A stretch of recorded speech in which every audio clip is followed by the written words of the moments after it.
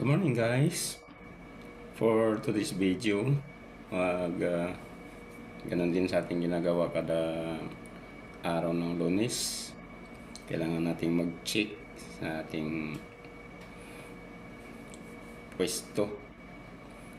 Saka mamaya aakyat tayo sa taas. Mag-check din tayo doon. Check natin yung ating ng bahay ng ating pinagtatrabahoan. Muna, i-prepare ko muna itong aking mga gamit. Tanggalin ko muna itong mga nakatakip na plastic sa computer.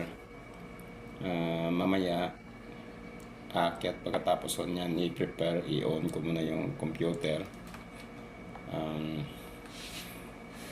Aakyat ako doon sa taas.